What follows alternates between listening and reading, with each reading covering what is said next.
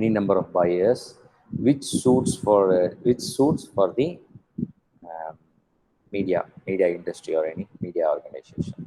So that's why we go in deep study much more detail about the oligopoly market and its characteristics.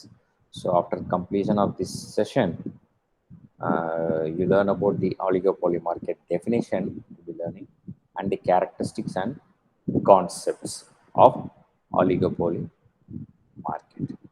So oligopolistic market is you have a few sellers. Number of sellers ranges between 2 to 10.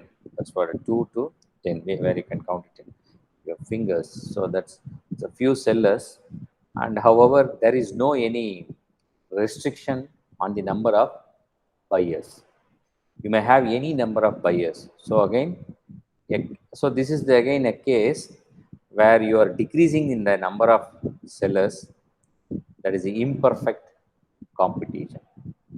See, as in a perfect competition market, any number of sellers and any number of numeral number of buyers. So there is a perfect competition. So this case can be taken as an imperfect competition because we are decreasing the number of sellers to 2 to 10. Okay, so this is an imperfect example for an imperfect competition with the oligopolistic market. There are many sellers, same in the case a monopolistic competition, what we call as monopolistic competition, imperfect competition. So number of sellers generally ranges between 2 to 10 or maximum 12 as like cell phone mobile service providers, and we can relate this to even the television service broadcasting service providers, DTH. Example, manufacturers maybe they get telecom service providers. There are not many service providers in the form. As telecom is concerned, you cannot count them on your fingers again. See, with phone manufacturer, same is the case. With tire manufacturers, the tire manufacturers, the same is the case. With the even aeroplane manufacturers. So there are only a few sellers in the market, and yet there are many takers for their products. So a few sellers and many takers for their products. There are many buyers in the market. This is general overview about the various competitions and some examples about them. So oligopoly describes a situation. Oligopoly describes a situation when there are only few sellers in a market, but some competition exists for the products. Either you remember the product are homogeneous, either homogeneous type of homogeneous products the same, or the differentiated slight differentiation. Okay, oligopoly is the most common type of market the structure in the media firms operate. Okay, so the why we are taking detail about oligopoly is the most common type of market structure which prevails in the media firms, the media firms which operate in. So the oligopoly origin. So the word oligopoly is derived from uh, two Greek words. Oligi meaning few. Oligi means few, and Pauline means to sell. Pauline, P-O-L-E-I-N. Pauline meaning to sell. Oligi, O-L-I-G-I means few to sell. So oligopoly just derived from two Greek words. Uh, few sellers, few to sell. So oligopoly is defined as a market structure with a small number of firms, none of which can keep the others from having significant influence. So that is more important here. Okay, just a minute.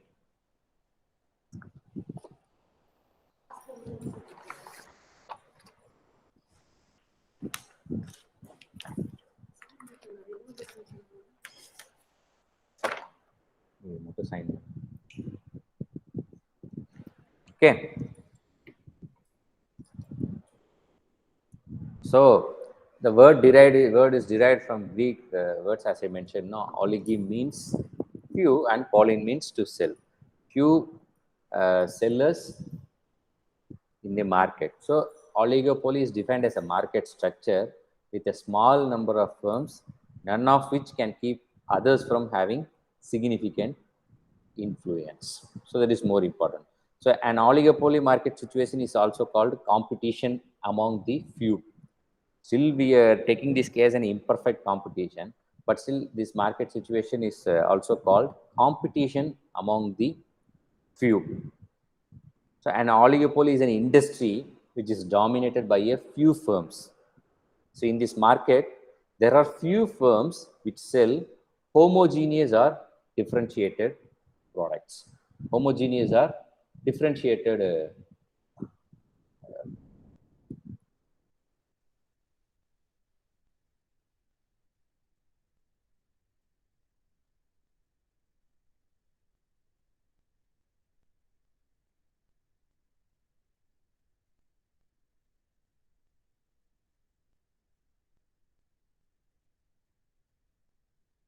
okay. Okay. So it is this oligopoly structure market is an industry which is dominated by few firms. In this market, there are few firms which sell, as I mentioned, the product may be homogeneous or differentiated. So there are few sellers in the market. Every sellers influence the behavior of the other firms. If you remember, we mentioned about what you say, the interdependent. So uh, every seller influences the behavior of the other firms and other firms influence it. So either oligopoly is a perfect or imperfect differentiator. In India, some example of oligopoly market are automobiles, cement, steel industry, steel, aluminum, tires, and media. Okay, so you have to remember the key point here is every seller influences the behavior of the other firms and other firms influence it.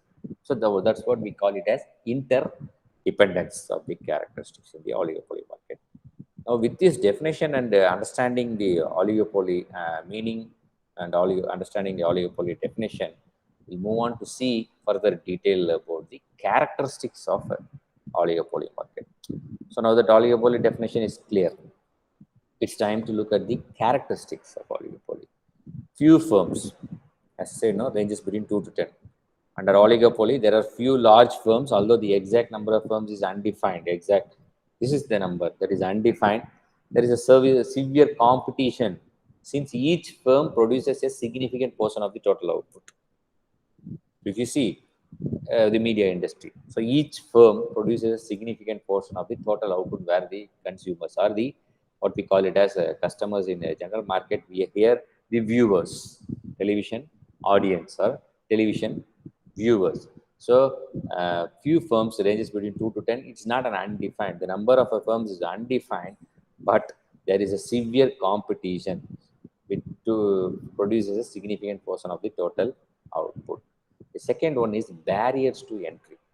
This we discussed in the last class, like patents, licenses, control over content. So under oligopoly, a firm can earn supernormal profits in the long run as there are barriers to entry like patents, licenses, control over crucial raw materials, etc. For example, crucial raw materials, I mean here it's for the cement industry, steel industry. Okay, the licenses which suits for the media industry. Okay, so there are these barriers prevent the entry of new firms into the industry. It is not that much easy to enter this any of these industries mentioned like tire, steel, cement manufacturer, aluminum, or this media, especially this media. So these barriers prevent the entry of new firms into the industries. The barriers means for entry like patents.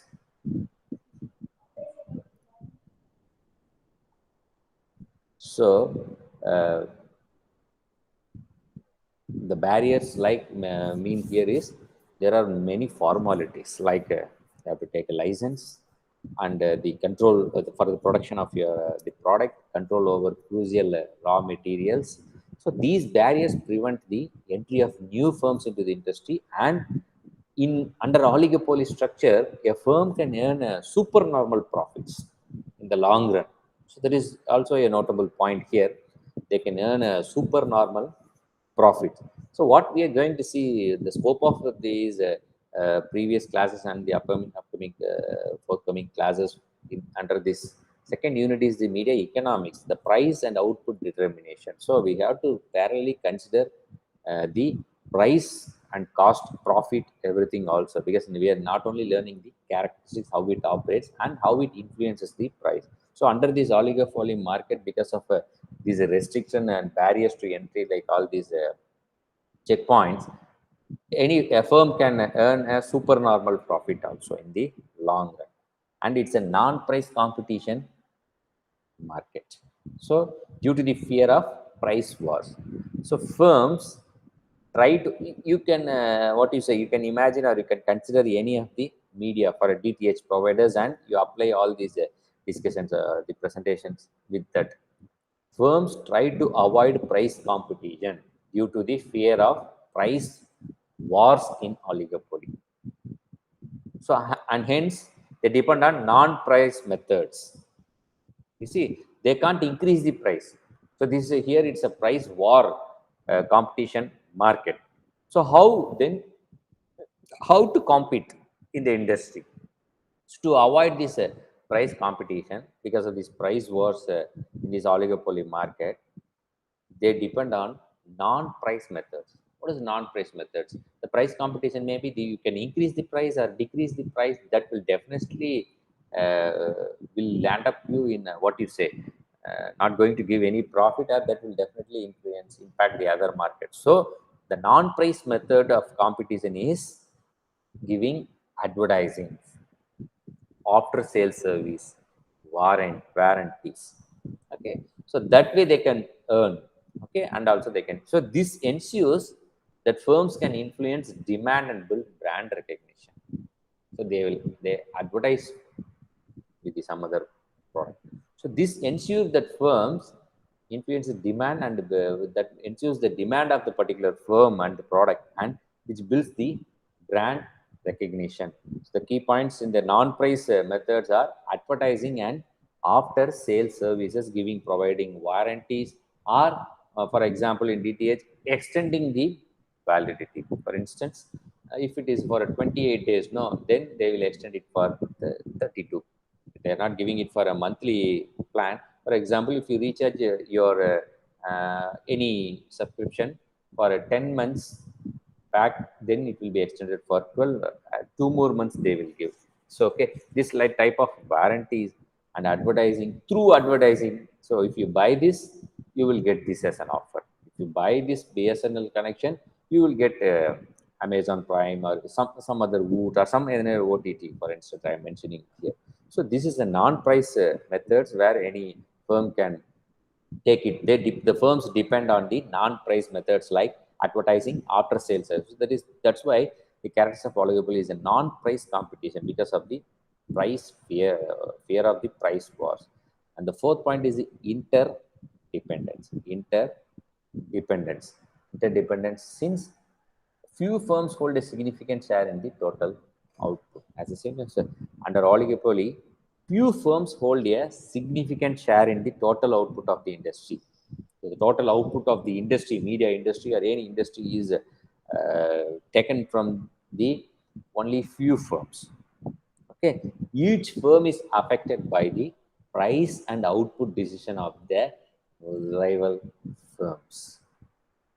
So definitely, if a increase in price or a decrease in price of a firm definitely affect the price and output decision of the competitor firm, the rival firms. Therefore, there is a lot of interdependence among firms in an oligopoly market. For example, DTH providers, Airtel, Tata Sky, Sun Direct, Airtel, Tata Sky, Sun Direct, Videocon. Okay, for instance, if there are some 8 players in the service providers in the market, they have a high level of interdependence among them, because of the price and output decision of the rival firm is affected by this each is the firm.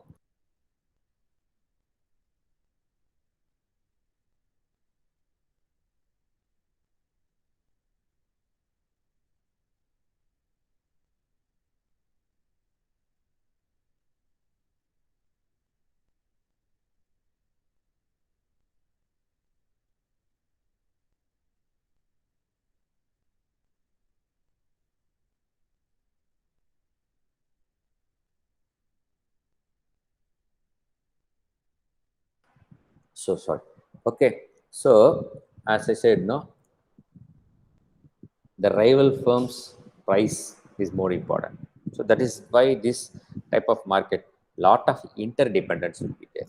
So if a firm takes upon the action and reaction of its competing firms while determining its price and output levels. So they can't independently fix the price for their output.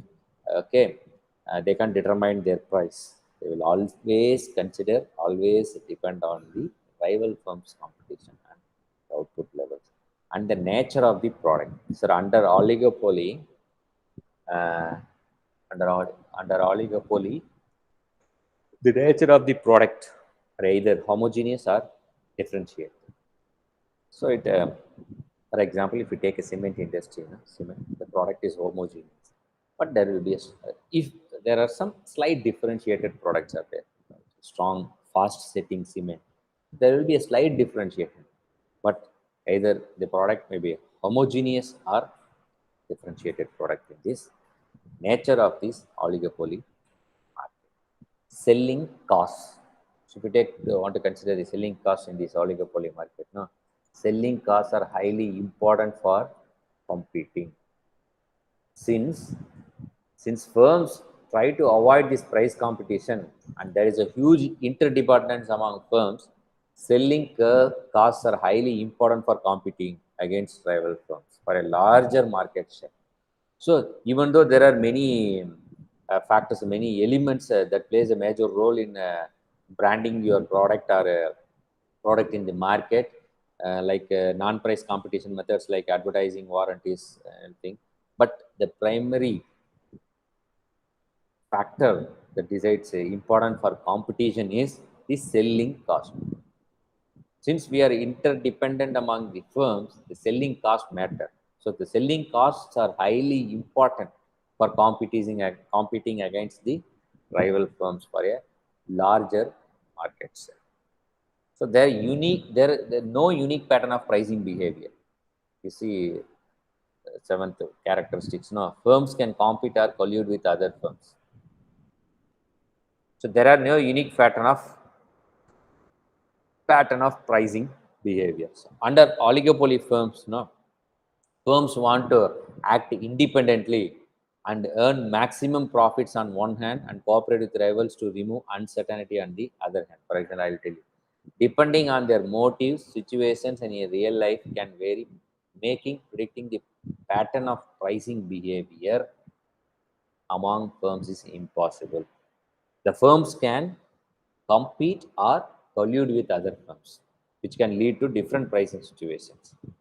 So there won't be any unique pattern of pricing behavior. If you take any DTH service, no, there is no unique pattern of pricing behavior. There are some strategies. If you go with compare the Sun Direct with Tata Sky or with Videocon, no. At the end of the day, there will be only the non-price methods can be included for pricing the brand. So but in a long run, there won't be any unique pattern of pricing behavior. Okay, because it depends on the motives, situations, making predicting the pattern of price mayhem. We can't predict this is going to be the price, this is going to be the price. So firms want to act independently and earn maximum profits on one hand and cooperate with the rivals to remove uncertainty on the other hand. So two things, any brand, any industry, they want to earn profit. If anybody is in the market, the ultimate goal is to earn profit. So they act independently to earn maximum profit on one hand and cooperate with the rivals. Okay, how rivals are, how the competing firms are fixing their price, because they should avoid the uncertainty on the other hand, where they, if they increase the price, they should not lose the customers or they should not lose the subscribers, lose the subscribers.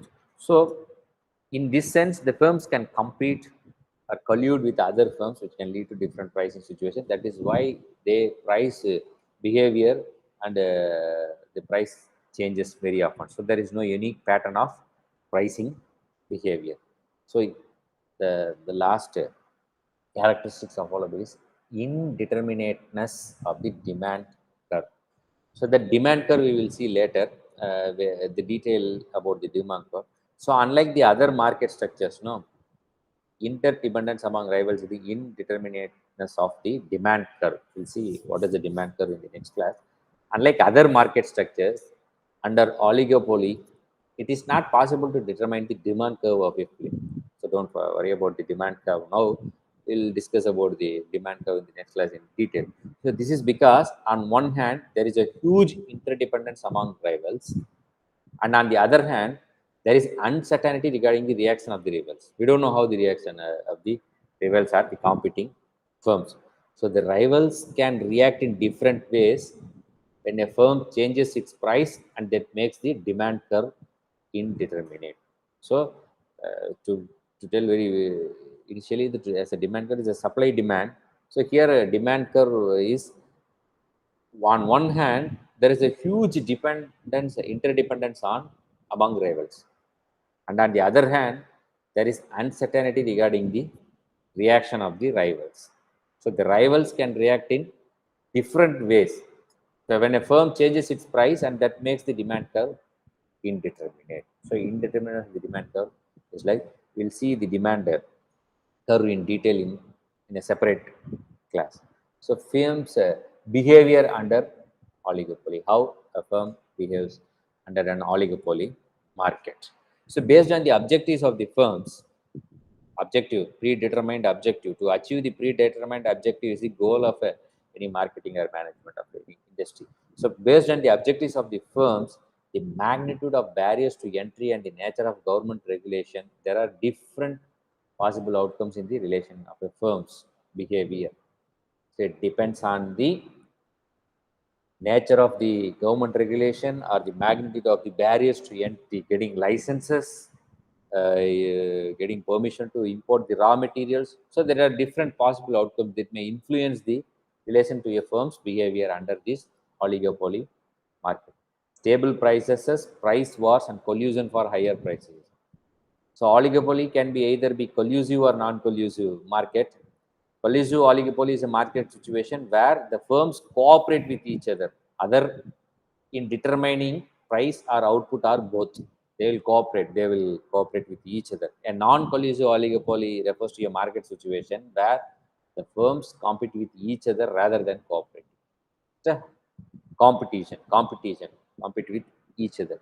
So non-collusive oligopoly is Sweezy's kinked demand curve market, which tells you the price rigidity. Usually in oligopolistic market, there are many price rigidities. In 1939, this Paul Sweezy used an unconventional demand curve, which is called as the kinked demand curve, to explain these rigidities, price output determination in this oligopoly market.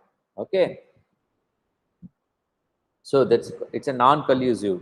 Then, for example, if you take a media market, they don't want to what you say cooperate, refer to a market situation with each other, rather than they cooperating, they fix the price and they compete. So non-collusive oligopoly market.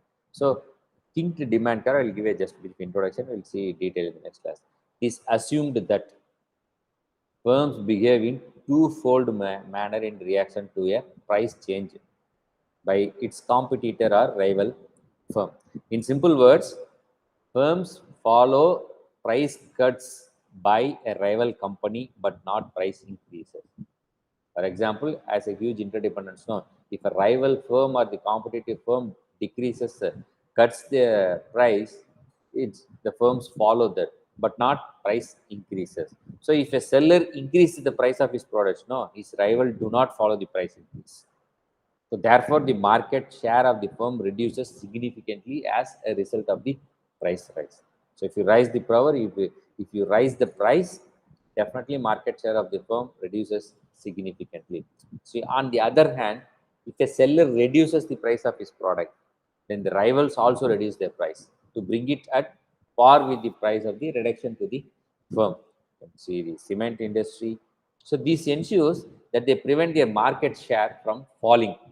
So they follow only the price cut, not the price increases in this non-collusive oligopoly market. But in collusive oligopoly market, now the situation where the firms cooperate with each other in determining the price output, or both. They have an association.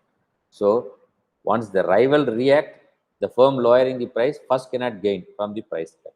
They want gain from the price cut where the rival or the competitor firm decreases.